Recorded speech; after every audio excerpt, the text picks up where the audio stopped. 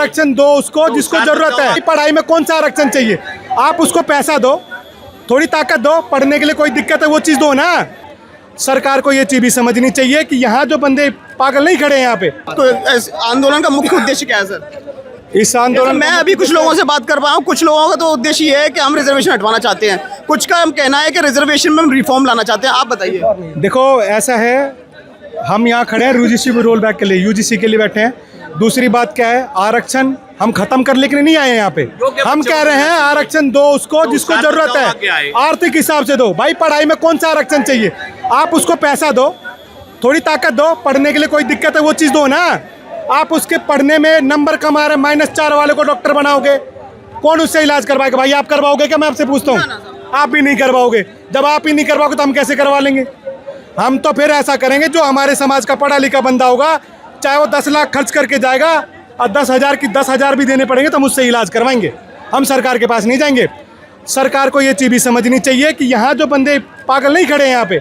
हम क्या कह रहे हैं, आप आरक्षण दो, जिसको जरूरत है उसको दो। भाई एक बात बताना, क्या गरीब आदमियों में जो ब्राह्मण है वो गरीब नहीं है क्या? सब में गरीब तो सब में। ऐसे ऐसे ब्राह्मण दिखा दूंगा जिनके घर में एक टाइम की रोटी भी नहीं है।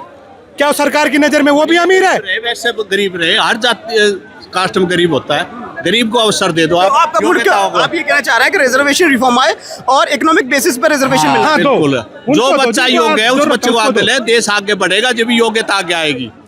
नालायक को आप आगे लाओगे, देश कभी तरक्की नहीं कर सकता। वैसे देश नहीं चल सकता। वैसे EWS को 10% का रिजर्वेशन मिला, पर उससे कुछ फायदा नहीं। हटा दो। कुछ भी नहीं चाहिए, हमें चाहिए नहीं। ये मोदी जी का उनको दे दो जिनको होशियार बच्चे हैं। मैं क्या कह रहा हूँ, ये लॉलीपॉप नहीं चाहिए हमें 10% का। बिल्कुल। ये जिसकी जितनी आबादी उसको इतनी ज्यादा आरक्षण नहीं चाहिए भाई।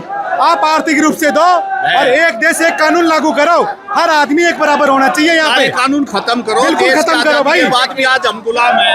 हमने देखा अपने समय में कि सन 74 में हमने हाई स्कूल पास किया, BTC करके आए।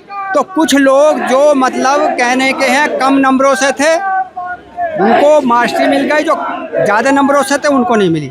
देखिए पहलवान मैदान में लड़ता है और दोनों पहलवान बराबर हो जाते हैं। दोनों पहलवान बराबर होने के बाद भी बराबर कुश्ती लड़ते हैं, बराबर पहलवान हो जाते हैं और इतने पर भी एक को इनाम मिलता है और एक को उसके गले में जूतियों का हाथ डाल देते हैं। जैसे एक को तो नौकरी दे दी, एक को नौकरी दे दी और एक को जो है उसके गले में हाथ डाल दिया जूतियों का। तो बताइए ये क्या समानता है? हम चाहते हैं कि हमारा देश आज़ादी के साथ दिया, स्वतंत्रता के साथ दिया, समानता हो, लेकिन आर्थिक तरीके से होनी चाहिए। एक ब्राह्मण है या और उच्च जाति का है, वो रोटी से परेशान है, खाने से परेशान है, पीने से परेशान है, हर चीज़ से परेशान है। और एक जो है निम्न जाति का है, उसके लिए आरक्षण दे रहे हैं, वो करोड़पति या अरबपति है। तो ऐसा नहीं होना चाहिए। समान व्यवहार, समान विचार होना चाहिए भाई।